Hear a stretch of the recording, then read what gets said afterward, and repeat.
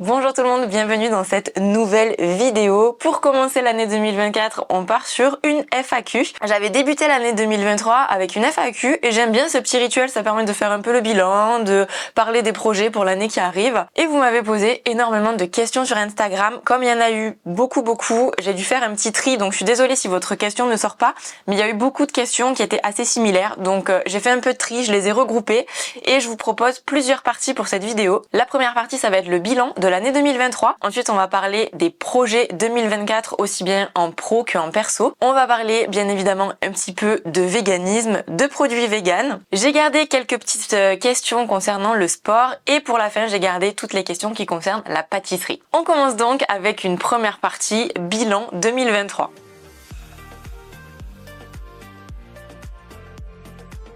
Première question, si tu devais résumer 2023 en un mot. En un mot, je dirais 2023, ça a été surtout de l'introspection. Et je dirais aussi, je dirais introspection et cohérence. Je trouve que 2023, c'est une année où je me suis posé beaucoup de questions. J'ai passé beaucoup de temps à faire le point, à faire le tri. En fait, je trouve que 2023, pour moi, ça a été une année un petit peu de tâtonnement, où j'ai testé des nouveaux trucs, où j'ai mis en place aussi des nouvelles choses, surtout au niveau professionnel et au niveau de mon activité sur les réseaux sociaux et sur YouTube. Je pense que vous avez peut-être vu une évolution sur ma chaîne. Dites-moi dans les commentaires parce que c'est intéressant pour moi aussi. Mais entre janvier 2023 et décembre 2023, j'ose espérer que vous avez vu qu'il y a eu quand même des petits changements sur ma chaîne. Au-delà de YouTube et des réseaux sociaux, il y a autre chose que j'ai mis en place. J'avais déjà amorcé ça un petit peu en 2022, mais là j'ai vraiment bien mis en place mes cours en ligne de pâtisserie végétale. Ça a été une année trop bien pour les ateliers parce que j'ai remarqué aussi qu'il y a pas mal de personnes qui reviennent à beaucoup de cours. Donc ça fait que je vous connais en fait et ça instaure une ambiance qui est vraiment trop géniale. Et ça a été un vrai plaisir tous ces cours du dimanche matin. Il y a aussi bien évidemment une grosse partie de mon année qui a été consacrée à l'élaboration de mon dernier livre, le grand livre de la pâtisserie végétale, qui a été un succès. Je suis vraiment trop contente de l'accueil que vous lui avez réservé. Merci beaucoup pour votre confiance à toutes les personnes qui l'ont commandé. Si vous l'avez pas encore commandé, je vous mets le lien dans la barre d'infos. Et donc, comme vous avez pu le remarquer sur YouTube, j'ai décidé de proposer sur ma chaîne des vidéos qui sont plus axées pâtisserie. Comme je vous disais, en 2023, j'étais vachement dans l'introspection. Je me suis demandé en fait ce que j'aimais faire, ce que j'avais envie de faire, ce pourquoi j'ai des compétences, ce que je peux apporter au monde. J'ai mélangé tout ça et j'ai pris confiance en moi en fait pour mettre en place des choses que j'osais pas forcément faire avant. Pour 2023, je dirais que mes deux mots c'était introspection parce que j'ai beaucoup réfléchi à ce que j'avais envie, ce que je pouvais apporter, et cohérence parce que j'ai l'impression que là j'ai plus trouvé mon truc et j'ai apporté plus de cohérence en fait à ce que je propose. Deuxième question, ce dont tu es la plus fière et la moins fière en 2023. Clairement, ce dont je suis la plus fière, c'est d'avoir réussi à publier un livre de pâtisserie végétale aussi complet. Je vous ai pas mal raconté les coulisses de l'élaboration de ce e-book. Je vous ai fait une vidéo dédiée que je vous remets dans le petit, dans la barre d'infos. J'en avais parlé aussi sur mon blog. Je vous ai raconté les backstage. Ce que je vous disais dans ces deux contenus, c'est que c'est rare en fait que j'arrive à être fière de ce que je produis, que j'arrive à être vraiment fière de moi et que je me dise waouh, ce que t'as fait c'est vraiment trop bien. J'ai plus tendance à pointer les défauts, à voir tout ce qui va pas, à voir les améliorations à apporter. Là pour le coup, pour ce livre, je suis vraiment fière de ce que j'ai produit parce que c'est vraiment ce que je voulais faire et c'est aussi complet que ce que je le voulais. Alors évidemment, je peux chipoter sur des petits trucs, mais globalement, je suis hyper fière de ce projet et ce qui me rend encore plus fière, c'est quand je lis vos retours. Franchement, depuis que ce livre est sorti, vous m'avez fait des retours qui sont incroyables. Je ne m'attendais pas à recevoir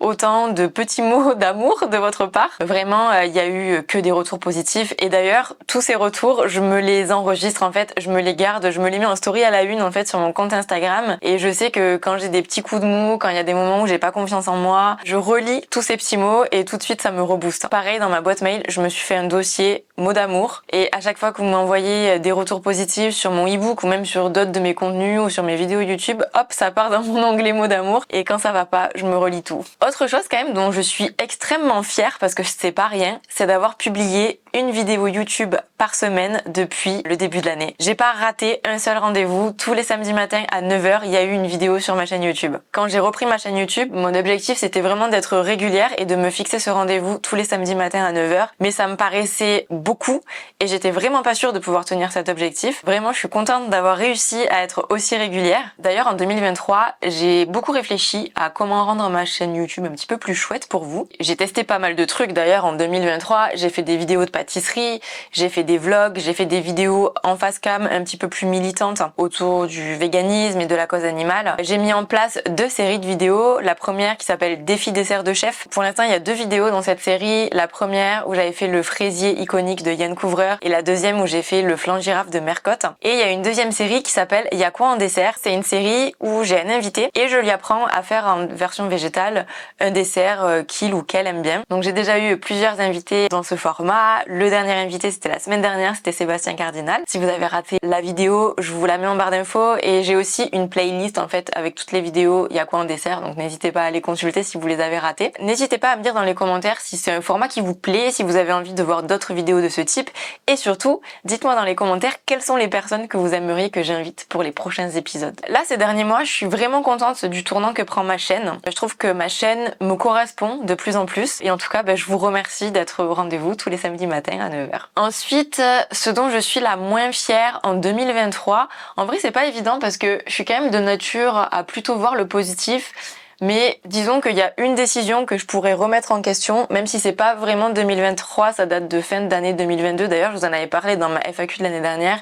C'est mon choix de passer en société. Parce que, en fait, au moment où j'ai pris cette décision, je pense que je faisais pas encore suffisamment de chiffre d'affaires pour éponger toutes les charges qui me sont tombées dessus quand je suis passée en société. Financièrement, ça a été une année compliquée, même si j'ai mis en place plein de trucs, que j'ai réfléchi à ce que je voulais faire et que j'ai un peu plus trouvé ma voie, on va dire. Financièrement, c'était un petit peu le chaos parce que déjà j'ai eu beaucoup d'administratifs à gérer avec cette nouvelle société. J'ai eu beaucoup de charges supplémentaires. Vous allez peut-être pas être au courant de tout ça si vous n'êtes pas entrepreneur, mais en fait, avant j'étais en auto-entreprise, qui est quand même un statut où tout est facilité pour les entrepreneurs. Tu donnes 25% de ce que tu gagnes à l'URSSAF, mais après t'as quasi rien à payer à part la CFE. Du coup, c'est assez avantageux, surtout que t'as juste besoin d'avoir voilà ton compte auto-entrepreneur et quand tu veux prendre de l'argent dessus, tu peux. Là, maintenant que j'ai un compte société et que je suis en SAS, je suis pas en freestyle en mode voilà, ce mois-ci j'ai rentré tant de chiffre d'affaires, je prends tant sur mon compte perso. Ça marche pas comme ça. Si je veux me verser de l'argent, il faut que je me verse un salaire et ça veut dire que si par exemple je veux me verser 1000 euros, derrière je vais aussi payer à peu près 1000 euros de charge. Donc il faut que je me dise que si je veux 1000 euros, faut que j'en gagne 2000. Sans compter bien évidemment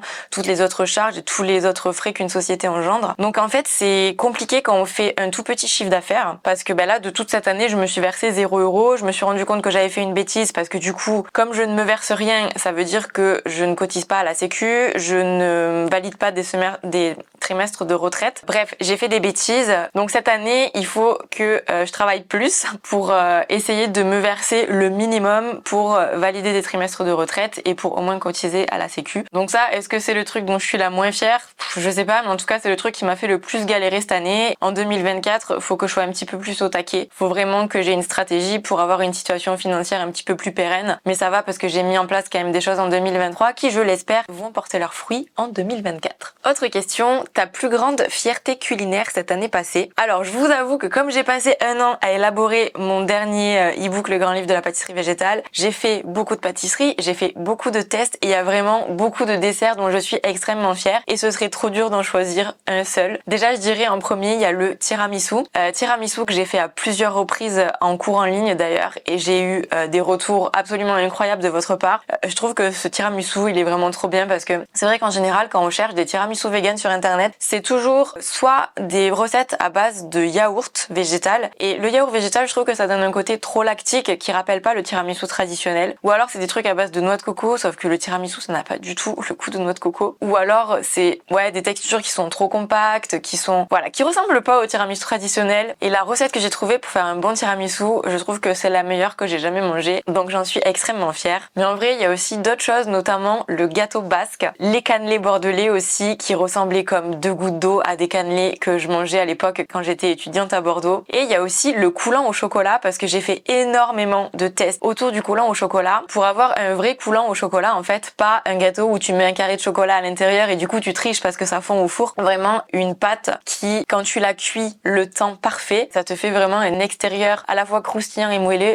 et un intérieur coulant et super gourmand. Donc voilà, je dirais que c'est un petit peu les recettes dont je suis la plus fière. Et le gâteau basque aussi, c'est un dessert régional qui est quand même très riche en beurre et qui est pas si facile que ça à imiter. Je trouve que ma version se rapproche beaucoup de la version tradie et d'ailleurs il y a des personnes qui m'ont dit que vraiment il a été survalidé par eux, par leur entourage et tout. J'ai reçu plein de retours positifs sur ce gâteau basque, donc ça fait plaisir. Et bien évidemment, ma plus grande fierté, c'est aussi toutes les fois où je fais goûter des desserts véganes et que les gens en fait ne voient pas la différence. Ça, à chaque fois, c'est vraiment une victoire. Autre question, qu'est-ce que tu retiendras le plus de cette année 2023? Il y a eu des hauts et des bas en 2023, mais franchement, ce que je retiendrai le plus quand même, c'est l'importance de la communauté. J'ai vraiment la chance d'avoir une communauté qui est incroyable et je mesure vraiment la chance que j'ai parce que je sais que c'est pas du tout le cas de tout le monde. Il y a des créateurs et des créatrices de contenu qui se prennent des messages mais vraiment horribles et moi c'est quelque chose qui ne m'arrive jamais, ou en tout cas si ça m'arrive, de toute façon mes commentaires YouTube sont modérés par Flo donc je ne les vois pas, mais là cette année franchement j'ai été extrêmement touchée par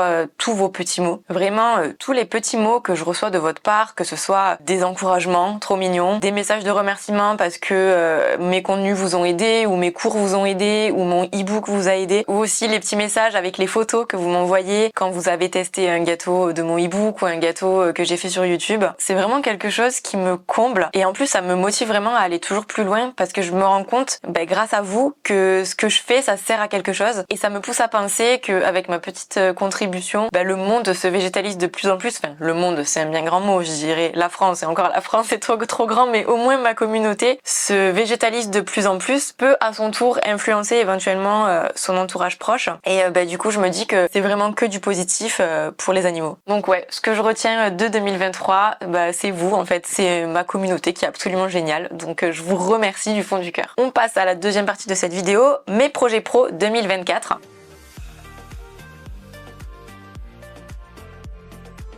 Donc première question, alors j'ai deux questions, deux nouveaux projets pour 2024, point d'interrogation. Quels sont tes projets pro et perso pour cette année? J'ai pas mal mis de choses en place en 2023 et en 2024, en fait j'ai envie de continuer à développer tout ça avec toujours la même idée en tête qui est de démocratiser la pâtisserie végétale, rendre la pâtisserie végétale accessible, montrer que c'est possible, que c'est à la portée de tous avec des ingrédients qui sont faciles, qu'on peut trouver dans n'importe quel supermarché, avec du matériel qu'on a chez soi, pas besoin d'avoir du matériel hyper cher ou du matériel professionnel. Je disais tout à l'heure que le mot de 2023 c'était l'introspection et justement en fait après toutes ces réflexions je me rends compte que la chose sur laquelle je dois me concentrer, c'est démocratiser la pâtisserie végétale. Je veux que ce soit ma mission et du coup, à chaque fois que je fais quelque chose, que je propose du contenu, il faut que je me dise est-ce que dans ce que je fais, ça contribue à ma mission en fait de démocratiser la pâtisserie végétale. Comme je disais tout à l'heure, dans un souci de cohérence. Je pense que j'avais besoin cette année et pour les années futures à apporter plus de cohérence dans ce que je fais sur les réseaux sociaux et sur internet. Donc finalement, cette introspection, elle a été vraiment bénéfique parce que en fait, c'est complètement obvious. La pâtisserie, c'est mon truc depuis des années, mais voilà, j'avais besoin, je sais pas, peut-être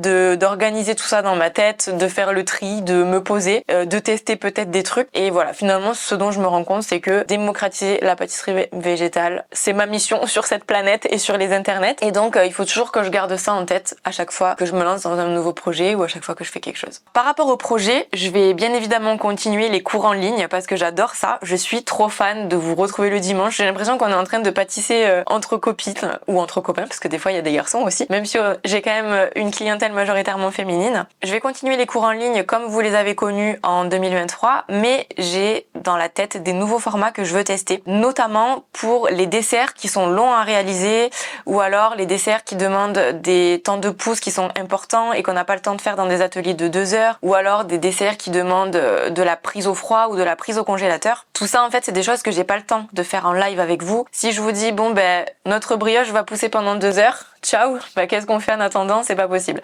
Il y a des thèmes que vous me demandez beaucoup et qui ne sont pas possibles à faire en live. Donc je sais pas encore quand ces nouveaux formats vont sortir, je suis pas encore hyper décidée de comment ça va être structuré, etc. Mais je vais m'y mettre très prochainement pour vous proposer de nouvelles manières d'apprendre la pâtisserie végétale avec moi. Ces nouvelles idées, ça m'a donné envie aussi d'apporter un petit peu plus de fraîcheur dans les services que je vous propose. Du coup, j'ai envie de faire un petit peu le ménage et de repartir sur des bases nouvelles. C'est pour cette raison que j'ai décidé cette année d'arrêter les inscriptions à ma grosse formation en ligne qui s'appelle Piece of Cake. Alors vous inquiétez pas, les personnes qui sont déjà inscrites à cette formation, vous garderez l'accès, il n'y a aucun problème. C'est juste que ce sera plus possible de s'y inscrire. Cette formation, elle est cool, mais ça fait déjà plusieurs années que je l'ai sortie et voilà, j'ai envie de faire un petit coup de neuf dans mes services. Donc c'est pour ça que je vais l'arrêter très prochainement. Je vous mets dans la barre d'infos la date à laquelle cette formation ne sera plus accessible. Vu que c'est votre dernière chance de toute la vie d'y accéder, je fais une grosse promo de moins 50%. Donc si vous voulez votre code promo, je vous laisse aller le chercher dans la barre d'infos. Donc voilà, ça va faire la place à de nouveaux projets que j'ai trop hâte de vous présenter. Autre question. Quel sera le thème du prochain cours? Quels sont les prochains cours de pâtisserie pour l'année 2024? Est-ce qu'il y aura les macarons? Alors justement, pour l'instant, j'ai pas encore fait le planning de l'année parce que justement, je suis en train de réfléchir à ce nouveau format. En fait, j'ai envie de prendre le temps de m'organiser et de réfléchir à ce nouveau projet avant de vous publier le planning, parce que le truc, c'est que si j'ai mes week-ends qui sont pris par des cours, j'arrive pas à avoir la place dans mon cerveau pour réfléchir à ces projets-là. Ne vous inquiétez pas, le planning va arriver, soyez patients. Ce sera juste pas ce mois-ci, peut-être pas au mois de février, mais en tout cas, je pense que les cours ils reprendront environ au mois de mars. En attendant, je vous invite à me dire dans les commentaires quels sont les thèmes que vous aimeriez pour les cours de 2024, puisque vous le savez, je fais mes plannings de cours en fonction de ce que vous avez besoin d'apprendre, en fonction des desserts que vous me demandez, des techniques que vous me demandez. Moi, j'essaie de m'adapter vraiment à vos besoins, donc n'hésitez pas. Je suis à votre écoute. Autre question, vas-tu faire des vidéos avec d'autres guests comme tu as fait avec Laura? Absolument, puisque comme je vous disais, c'est une nouvelle série qui est sur ma chaîne YouTube et que personnellement j'adore. Moi j'aime trop faire des vidéos avec d'autres personnes, je trouve ça trop bien de partager ça. Il y a quoi en dessert? C'est une série que j'ai envie de continuer. S'il y a des personnes que vous avez trop envie de voir sur ma chaîne, n'hésitez pas à me le dire dans les commentaires et puis je leur enverrai un petit mail pour qu'on se croise à l'occasion. C'est sûr que c'est plus facile avec des personnes qui sont déjà sur Paris puisque je suis aussi sur Paris. Après si c'est des personnes qui sont ailleurs, faut s'organiser pour aller faire un tournage ailleurs, mais c'est tout à fait possible, donc je vous laisse me dire tout ça dans les commentaires. Autre question, est-ce que tu vas faire une collaboration régulière avec des enseignes, restos, boulangeries, où l'on retrouverait pendant un mois l'une de tes spécialités? Écoutez, là pour 2024, j'ai pas de choses comme ça de prévues, mais en vrai j'aimerais grave. J'ai déjà collaboré par le passé avec plusieurs restos. Alors il y a longtemps, vraiment plusieurs années, je faisais les desserts de l'abattoir végétal du 6e. C'était il y a longtemps. J'avais fait aussi un petit dessert avec Burger Theory qui avait duré un été, je crois. Je m'entends super bien avec Julia, j'adore Theory. C'est un resto de burger qui est génial, mon préféré à Paris, donc c'était hyper cool. J'avais fait aussi à l'époque où il y avait Hollywood dans la rue Mandar. On avait fait une collab aussi où je leur avais proposé un dessert. C'est vrai que c'est un exercice qui est cool. Moi, c'est quelque chose que j'aime bien faire. Après, je démarche pas les restaurants en fait parce que j'ai pas le temps. Je suis pas dans une démarche en fait où je contacte les gens pour leur proposer des projets. Mais en tout cas, s'il y a des projets qui arrivent dans ma boîte mail, je les considérerai avec plaisir et c'est toujours un plaisir pour moi de m'associer avec des business vegan. Et voilà, c'est cool aussi de fusionner nos compétences, notre visibilité, etc. Donc moi, je suis toujours ouverte à ce genre de projet. Autre question, comment arrives-tu à vivre de ton métier? Alors, c'est une vaste question, mais en gros, si vous voulez une petite idée, bon, malgré, comme je vous l'ai dit, que mon chiffre d'affaires ait été absolument chaotique cette année, mais en gros, mes sources de revenus, c'est mes cours en ligne, mes formations et mes e-books. Ça, on va dire que c'est la source numéro 1. Ensuite, il y a aussi les partenariats avec les marques. Même si, je sais pas si vous l'avez remarqué, si vous me suivez depuis longtemps, mais les partenariats avec les marques, c'est quelque chose dont j'essaie de me détacher le plus possible parce que en fait, j'ai pas envie que mon chiffre d'affaires dépende de demandes qui sont éphémères et incertaines. Tu sais jamais quel contrat tu vas avoir avec une marque, tu sais, à moins que t'aies quelque chose qui soit négocié sur la durée, mais en fait, les trucs one shot, c'est beaucoup trop incertain. Donc, j'essaie de dépendre principalement de moi, de mes compétences, des programmes que je propose, des formations que je propose, des cours que je propose pour assurer ma stabilité financière entre guillemets plutôt que sur des marques Et le fait de réfléchir comme ça aussi, ça me permet de ne pas dépendre en fait uniquement de ça et de me dire oh là là, ce mois-ci j'ai pas d'argent, cette marque j'aime pas trop mais j'accepte parce que sinon je suis en galère. Je préfère me dire que quand je fais un partenariat, je fais vraiment un truc cool avec vraiment une marque que je kiffe. Par exemple, cette année j'ai pas travaillé avec beaucoup de marques, mais j'ai travaillé par exemple avec une marque qui me faisait rêver qui est KitchenAid. J'espère qu'on aura l'occasion de retravailler ensemble en 2024. Autre source de revenus qui est plutôt nouvelle pour moi depuis 2023, c'est la monétisation YouTube. En fait, quand j'ai repris ma chaîne YouTube, il y a, je crois que ça fait 2 ans, j'avais pas monétisé ma chaîne. C'est-à-dire que quand vous regardiez mes vidéos, il y avait aucune pub. En fait, j'avais envie de, faire des vidéos pour le partage et j'avais pas envie que, en regardant mes vidéos, vous soyez pollué par des pubs que vous avez pas envie de voir. Surtout qu'en tant que créateur de vidéos sur YouTube, nous, on n'a pas la main sur les publicités que vous voyez.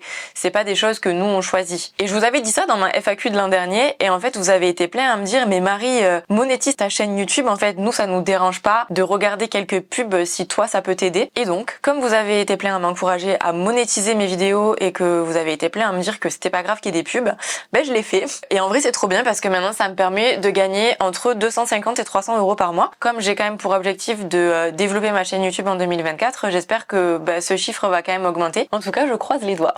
Même question qu'à Sébastien Cardinal, tu ouvres un resto, ton menu en 3 entrées, plat, dessert. Alors déjà, ce sera pas un resto, c'est sûr à 100%, ce sera plutôt un salon de thé ou une pâtisserie. Même si je vous arrête tout de suite, j'ai pas du tout l'intention d'ouvrir une pâtisserie ou un salon de thé, ça fait pas du tout partie de mes projets. Pour répondre à la question, j'imagine. Donc ouais, ce serait pas du tout un resto, ce serait plutôt un salon de thé, un endroit super mignon, hyper cosy, confortable, où t'as des assises confortables. Moi, c'est quelque chose que j'aime beaucoup quand je vais dans des endroits, que ce soit des salons de thé, des bars, des restos, c'est que tu vois, tu sois confort sur ta chaise et que t'aies envie de rester là en fait. C'est pour ça que j'aime bien aller à Brewdog dans le Marais, c'est parce qu'ils ont des grosses banquettes hyper fluff là. T'es posé et t'es tranquille en fait. Donc ouais, un endroit où vraiment t'es confortable et t'as envie de te poser pendant des heures pour manger tes gâteaux et papoter avec tes copines. Évidemment, c'est un endroit où il y aurait des super bonnes pâtisseries véganes. Ça, ce serait pour un salon de thé, mais après, j'adore les concepts monoproduits. Je me souviens, quand je suis arrivée à Paris, j'étais pas du tout végane encore, mais j'allais tout le temps avec ma meilleure amie dans un endroit qui est spécialisé dans les choux qui s'appelle Odette. Leurs choux sont trop mignons et je me souviens encore, ils ont des coffrets tellement jolis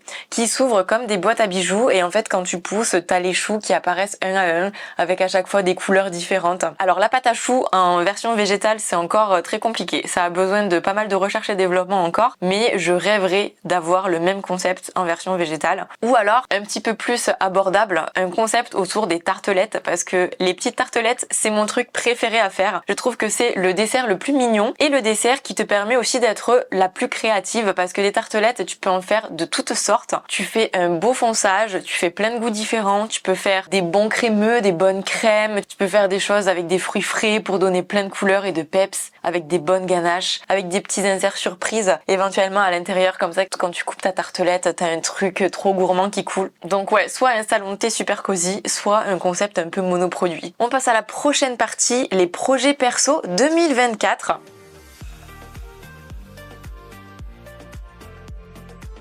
Où en êtes-vous de vos recherches pour aller vivre ailleurs qu'à Paris? Je répondrai juste au début de la question tout à l'heure dans la partie sport. Bon, moi j'ai toujours trop hâte de partir de Paris. Là, je vous avoue que plus ça va, plus j'en ai ma claque. Mais bon, je l'ai déjà dit dans plein de vlogs en 2023. Le problème, c'est que là, clairement, avec Flo, on n'est pas du tout en recherche active. On n'est pas proactif en fait dans ce départ de Paris. Même en réalité, on n'en a pas suffisamment parlé, ne serait-ce qu'entre nous. On sait pas réellement ce qu'on veut. Faut juste qu'on se pose et qu'on définisse ce qu'on veut, de quoi on a envie et qu'on affine un petit peu ce projet quoi. La vie passe à 1000 à l'heure et en fait on n'a pas le temps. Résultat, on est toujours à Paris. Donc que voulez-vous? En vrai, ce déménagement, je pense pas qu'il arrive en 2024, c'est beaucoup trop tôt. Si on devait donner une temporalité, je dirais d'ici 3 ans peut-être qu'on partira de Paris. En tout cas, j'espère. Si en 3 ans je suis encore à Paris, la déprime quoi. Moi, le seul truc que je fais depuis des mois et des mois, c'est d'être sur Pinterest à épingler des maisons que je trouve trop mignonnes. En fait, je me suis fait un tableau Pinterest d'inspiration qui s'appelle Je veux habiter là. Dedans, en fait, j'épingle plein de petites maisons trop mignonnes en pleine nature. En fait, c'est exactement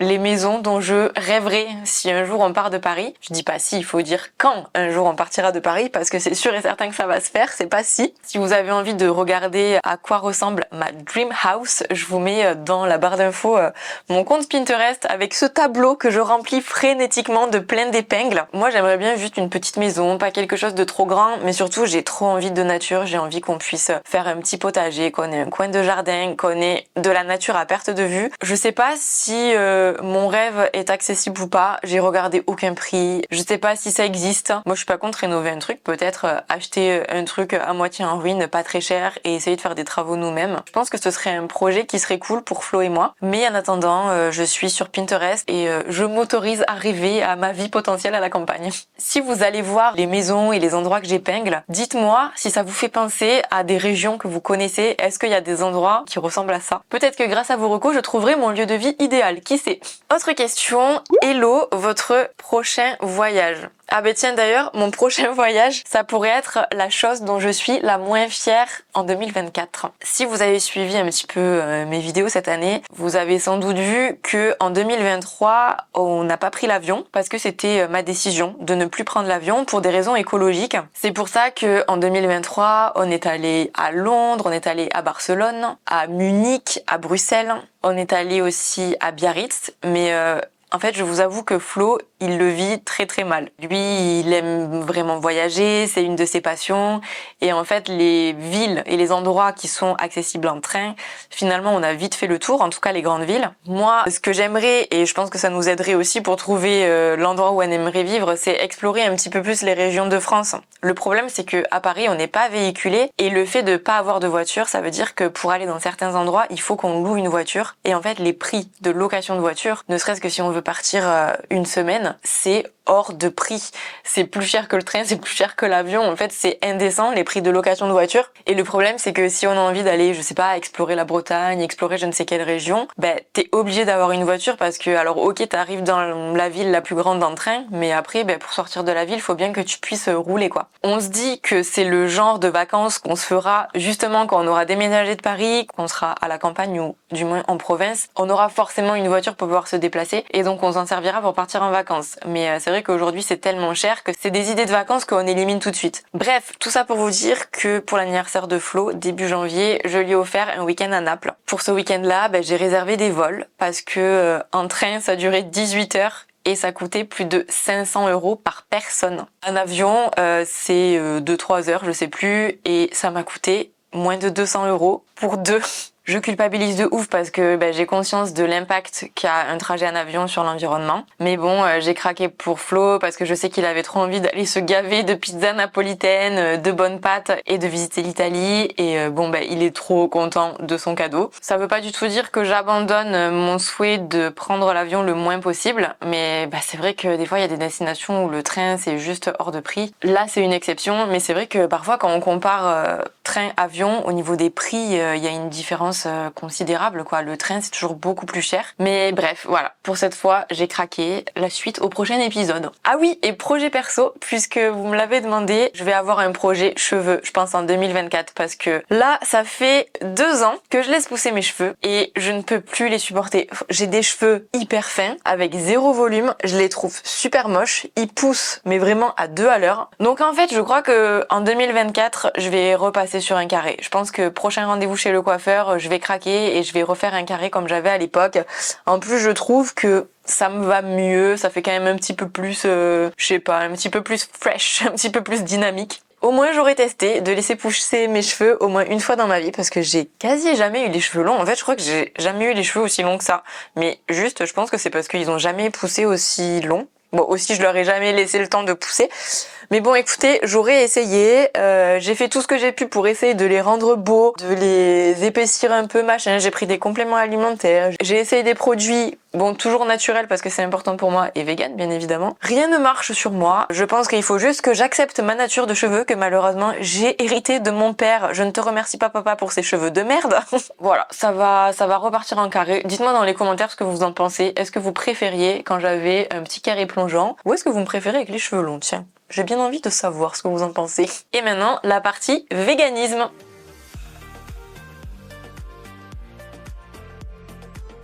Que penses-tu de l'état de l'offre de la pâtisserie végétale en France? Bah écoutez, je pense que l'offre de pâtisserie végétale en France est en pleine croissance. Il y en a pas partout, mais il y a quand même de plus en plus de pâtisseries végétales et de concepts en tout cas qui se lancent en France. Il y a aussi des grandes chaînes qui commencent à s'y mettre aussi un petit peu. Bah là par exemple pour le Veganuary chez Starbucks, ils avaient une formule avec un cookie vegan et tout. Donc c'est plutôt positif. J'espère d'ailleurs que ça va rester après le Veganuary. Bon, cependant, il y a encore beaucoup de progrès à faire, ça c'est indéniable. L'offre, elle est encore assez limitée. Les prix sont souvent beaucoup plus élevés que pour les versions pas végétales. Je suis convaincue que la pâtisserie végétale a un bel avenir devant elle et que avec le temps et avec les efforts, ça va devenir une alternative qui est accessible pour tout le monde. En tout cas, je croise les doigts. Et si vous avez envie de soutenir la croissance de la pâtisserie végétale, c'est important quand il y a des options de les prendre parce que ça montre qu'il y a de la demande, mais c'est aussi être proactif. Quand vous allez dans une boulangerie ou dans une pâtisserie et qu'il n'y a rien, n'hésitez pas à demander. Il y a une boulangerie d'ailleurs à Nancy qui est une boulangerie complètement traditionnelle, pas du tout végane, qui tous les jours fait une partie de sa prod en vegan. Donc selon le jour où vous y allez, bah, vous allez trouver forcément un truc vegan. Peut-être qu'aujourd'hui c'est les chaussons aux pommes et peut-être que demain ce sera les chocolatines. Donc j'étais trop fan de découvrir cette petite boulangerie à Nancy et je l'avais partagée dans un vlog que je vous mets dans le petit i. C'est, si je me souviens bien, la boulangerie Jacquin ou la boulangerie Jacquet, un truc comme ça. Comme quoi, c'est possible, finalement, pour un boulanger, travailler son feuilletage avec une margarine de tourage plutôt qu'avec un beurre de tourage, ça fait pas non plus un changement très drastique. Dorer au lait végétal au lieu de dorer à l'œuf, c'est pas non plus un changement de ouf. Donc il faut juste s'organiser dans sa prod. Donc n'hésitez pas à demander dans les endroits où vous avez l'habitude d'aller. C'est important aussi de montrer qu'il y a une demande. Quand vous trouvez des options végétales, je vous encourage aussi à les faire découvrir autour de vous, à votre famille, proposez de ramener le dessert, faites goûter et si vous en avez la possibilité, n'hésitez pas à pâtisser pour montrer que même chez soi, avec des ingrédients classiques, on peut faire des gâteaux vegan super bons. Je vous invite à regarder mes vidéos YouTube si vous avez envie de suivre mes recettes. Je vous invite à commander mon e-book qui est vraiment à la portée de tout le monde, même si vous êtes totalement novice en pâtisserie. Tout ça c'est important en fait pour soutenir le végétal. Pourquoi a-t-on cette mauvaise image de la pâtisserie végétale? Déjà, en fait, la pâtisserie végétale, je pense qu'elle est souvent associée à quelque chose de light, de sain, de healthy. Souvent, pâtisserie vegan, ça rime avec sans sucre, avec sans gluten, avec le bio aussi, alors que tout ça, ça n'a aucun lien et je pense que ça peut rebuter les personnes en fait qui juste cherchent une pâtisserie gourmande et bonne. Ensuite, faut pas oublier que la pâtisserie végétale, c'est une discipline qui est relativement nouvelle, ce qui veut dire qu'il y a peu de personnes qui la maîtrisent réellement, qui se sont réellement penchées sur le sujet. Il y a peu de recettes comparées en pâtisserie traditionnelle et parmi les recettes qu'on trouve, souvent c'est des recettes qui finalement sont pas forcément super abouties, qui n'ont pas été bien réfléchies et qui à la fin fonctionnent pas très bien. Donc ça forcément ça fait du tort à l'image de la pâtisserie végétale. Aussi il existe encore des préjugés sur le goût de la pâtisserie végétale. Les gens, ils pensent qu'une pâtisserie végétale, elle va être beaucoup moins bonne qu'une pâtisserie traditionnelle. Et ça, souvent, c'est dû à des mauvaises expériences, tout simplement. Dans le sens où on goûte un gâteau vegan pas bon, et du coup, on considère que vegan égale pas bon. En fait, quand on goûte une pâtisserie végétale qui est pas bonne, on va remettre en question le fait que c'est vegan, alors que quand tu goûtes une pâtisserie traditionnelle qui est pas très bonne, tu remets pas en question l'ensemble de la pâtisserie traditionnelle. Or, souvent, le côté végétal, en fait, il y est pour rien. La chose qu'il faut remettre en question, c'est la recette. Peut-être qu'à l'intérieur, il y a un problème, ou tout simplement le pâtissier ou la pâtissière, soit qui est pas très doué, ou qui a fait un truc mal dans l'élaboration de son dessert. Donc oui, c'est sûr que tous ces préjugés, c'est important de les briser. Et ouais, montrer que la pâtisserie végétale n'a rien à envier à la pâtisserie traditionnelle, et que c'est aussi une pâtisserie qui est extrêmement gourmande et extrêmement délicieuse. Pareil, si vous avez envie d'aider à briser ces préjugés autour de la pâtisserie végétale, partagez vos expériences positives autour de vous, à vos amis, à votre famille. Dites-leur que ce gâteau vegan que vous avez mangé à je ne sais quel endroit, il était extraordinaire. Achetez des pâtisseries véganes pour les faire goûter si vous avez une pâtisserie ou un salon de thé autour de vous. Et n'hésitez pas aussi à pâtisser, c'est ce que je vous disais tout à l'heure, mais souvent convaincre les personnes, ça passe beaucoup par le goût.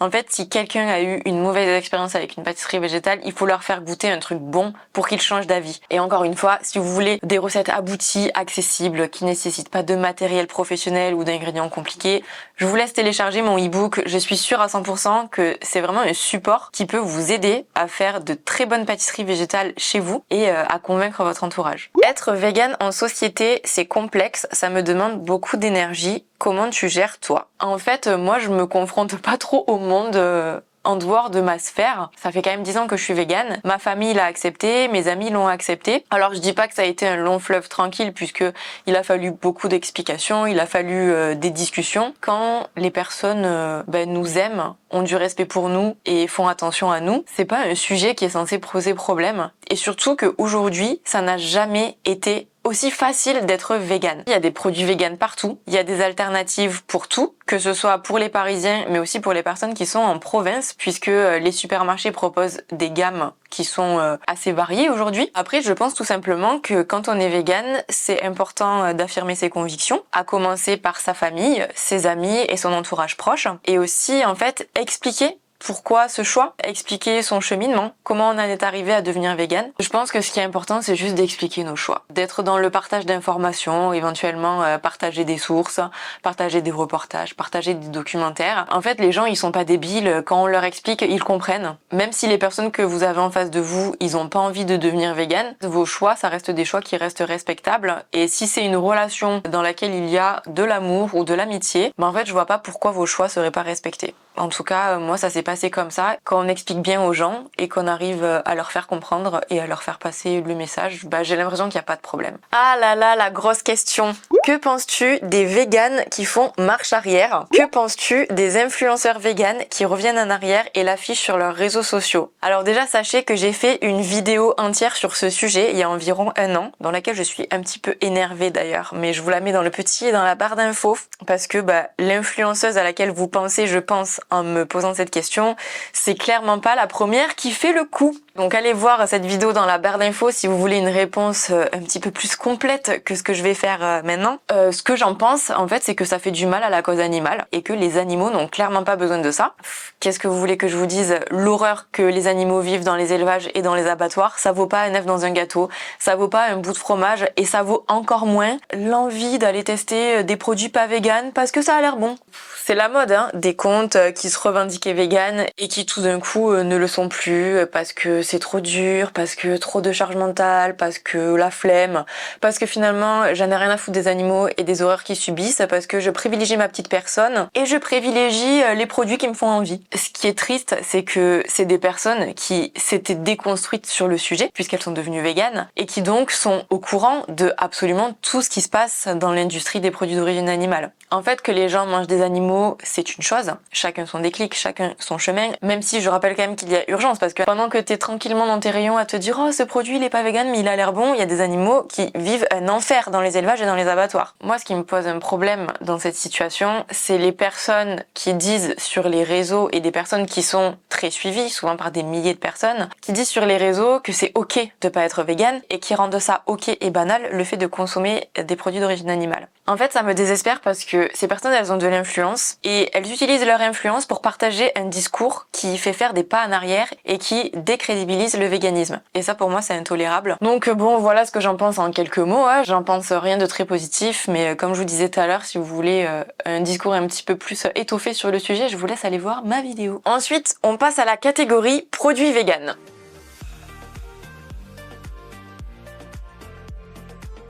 Quel est le produit qui t'a marqué en 2023? Quelle est l'innovation végétale de 2023 selon toi? Alors pour moi, je pense que le produit le plus innovant qu'on a vu arriver en 2023, c'est clairement la marque Redefine Meat. Je vous invite à regarder la vidéo dans laquelle j'avais goûté ça. Je vous la mets dans le petit et dans la barre d'infos. C'était sur un salon qui s'appelle le Cial et j'avais goûté ça sur leur stand. Donc c'est une marque israélienne qui fait de la viande imprimée en 3D. Alors de la viande uniquement à base de matière végétale bien évidemment. Et le rendu est absolument bluffant puisque on a l'impression de manger une bavette. Il y a vraiment la texture, les fibres, la mâche, le côté saignant à l'intérieur. C'est assez incroyable ce qu'ils ont fait. Pour l'instant c'est cher, c'est pas très accessible, mais j'espère vraiment que ça va se démocratiser. Si vous avez envie de vous faire un kiff et d'essayer, sachez qu'il y en a chez Mon Épicerie Paris. Par contre c'est 26 € pour 300 grammes. Donc à vous de voir si le kiff vaut le coup ou pas. Et si vous avez envie de voir un petit peu ce que ça donne en cuisson, il y a Sébastien Cardinal qui avait cuisiné le filet mignon de Redefine Meat sur sa chaîne. Je vous mets sa vidéo dans le petit et dans la barre d'infos si vous voulez voir à quoi ça ressemble. Sinon, en plus accessible quand même, j'avais envie de parler du jambon végétal parce que je trouve que c'est une belle innovation quand même qui est arrivée cette année, aussi bien du côté de chez La Vie que du côté de chez Eura. Alors je sais qu'il y a les teams La Vie, il y a les teams Eura. Moi personnellement, j'adore les deux versions. Je trouve que les deux sont réussis, donc je vais pas taper sur l'un et sur l'autre parce que je trouve que c'est deux produits qui sont absolument incroyables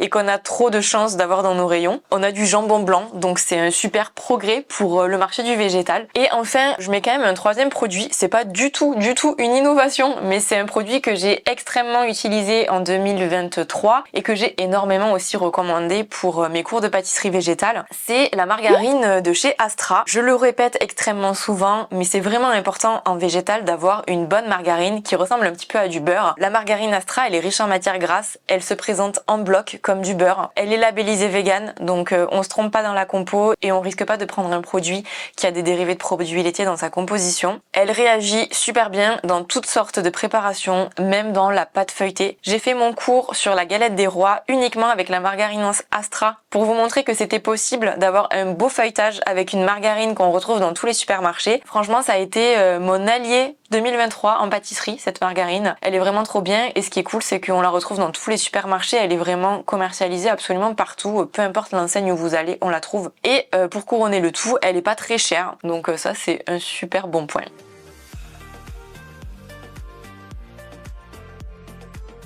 On passe à la partie sport. Je vais pas trop m'attarder sur la partie sport parce que j'ai fait toute une playlist sur le sport qu'on faisait avec Flo, sur notre démarche de perte de gras, de prise de muscle, ce qu'on a mangé. Donc si c'est un sujet qui vous intéresse, je vous invite à aller voir cette playlist. Je vous la mets dans la barre d'infos. La question que j'ai eue, c'est continues-tu les protéines en poudre? Que penses-tu des sans arômes comme Iswari ou NutriPure? Donc oui, je continue à prendre des protéines en poudre. Je prends plutôt des protéines au chocolat parce que c'est ce que j'aime. J'ai essayé les protéines sans arôme, je trouve ça absolument dégueulasse. En fait, je ne peux pas boire ça, c'est pas possible. Je trouve que c'est vraiment pas bon, ça me donne envie de vomir. Nutritionnellement, c'est plus intéressant les protéines qui sont sans arôme. Je préfère prendre quelque chose qui est un peu meilleur et un peu moins bien au niveau de la compo, mais ça c'est mon choix perso et chacun fait bien comme il veut. Et par contre, les marques Iswari et NutriPure, je crois pas que j'ai testé. En fait, j'ai testé tellement de marques de protéines en poudre que je me souviens plus de tout. En tout cas, dès qu'il n'y a pas de goût, je trouve ça pas bon. Quels compléments alimentaires consommes-tu au quotidien ou en cure? Au niveau des compléments alimentaires, je me fais des cures de fer de manière régulière parce que j'ai tendance à avoir un taux de fer qui est assez bas. De la vitamine B12 vraiment toutes les semaines. Cette année, j'avais aussi pas mal de compléments pour les cheveux, mais bon, ça a pas super bien marché. Je suis pas la plus assidue pour les compléments alimentaires. Faudrait que je me prenne un petit peu plus de vitamine D. Faudrait que je me complémente aussi un petit peu en oméga 3, oméga 6, mais je le fais jamais. Mais voilà, franchement, je suis pas un exemple à suivre en termes de compléments alimentaires. Voilà en gros ce que je prends. Les meilleurs aliments avec beaucoup de protéines et peu de glucides. Donc ça c'est pareil, c'est un sujet que j'ai beaucoup abordé dans ma playlist dédiée au sport. Mais en gros, si je vous devais dire un produit, c'est clairement les protéines de soja texturées ou les protéines de pois texturées. En termes de composition et en termes de pourcentage de protéines, c'est le best. Et on finit cette FAQ avec des questions pâtisserie.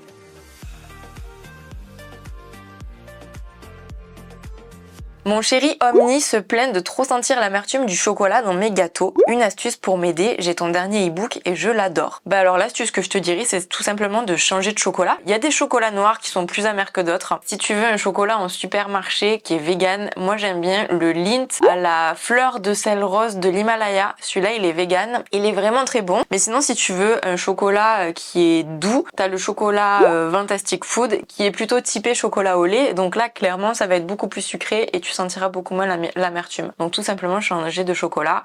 Et sinon t'as aussi le Nestlé dessert pour pâtisserie qui est dispo dans tous les supermarchés, qui est pas très amer non plus, qui est très très bon. Et je pense qu'avec celui-ci ou un que j'ai cité avant, ça se passera beaucoup mieux pour ton chéri. Le meilleur appareil pour broyer les oléagineux pour faire du lait, purée, pâte à tartiner. Ça du coup j'en parlais dans ma vidéo sur la pâte à tartiner. C'est important pour ce type de préparation d'avoir un robot avec une lame en S. Si vous essayez de faire des purées d'oléagineux ou des choses comme ça au blender, ça va jamais vous faire une purée parce que, ou alors vous allez y arriver, mais en fait toutes les 2 secondes il faut remettre la préparation au milieu. En fait c'est pas fait pour. J'ai pas spécialement de marque à vous conseiller, n'importe quel robot, à partir du moment où il y a une lame en S, ça vous fera le résultat dont vous avez besoin. Après si vous voulez juste faire de la poudre d'oléagineux, ça marche très très bien au blender, ça prend absolument 2 secondes. Mais si vous voulez partir sur des purées d'oléagineux, des pâtes à tartiner, ce genre de choses, c'est vraiment important d'avoir une lame en S. Donc moi à la maison, j'en si vous voulez vraiment des marques à la maison, j'en ai deux. Il y a le mien qui est le Magimix Mini Plus, qui est un tout petit robot qui prend pas beaucoup de place et avec lequel je fais du praliné qui marche super bien. Et ensuite, il y a Flo qui a le Monsieur Cuisine de chez Lidl,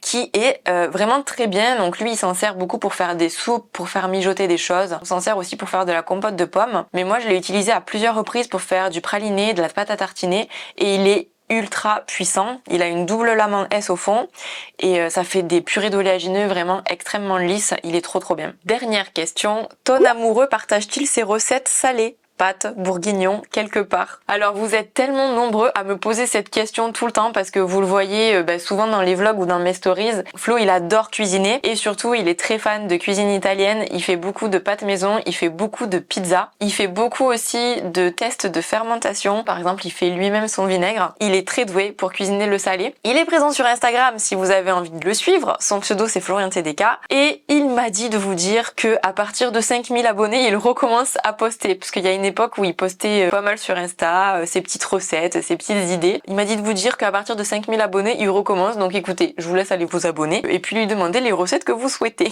Voilà les amis, écoutez, c'est tout pour cette FAQ. En tout cas, j'espère que vous avez passé de bonnes fêtes, que l'année 2024 a bien débuté pour vous. Si vous avez d'autres questions que j'ai pas eu le temps d'aborder dans cette FAQ, je vous laisse me les mettre en commentaire et puis je vous répondrai à l'écrit. Comme d'habitude, je vous invite à donner un petit peu de soutien et un petit peu de love à cette vidéo en mettant un like, en mettant un petit commentaire et en vous abonnant à la chaîne si c'est pas déjà fait et en activant la cloche pour ne pas rater les prochaines vidéos. J'espère en tout cas que ce petit moment en tête à tête vous a plu et moi je vous donne rendez-vous la semaine prochaine pour une nouvelle vidéo. Bye!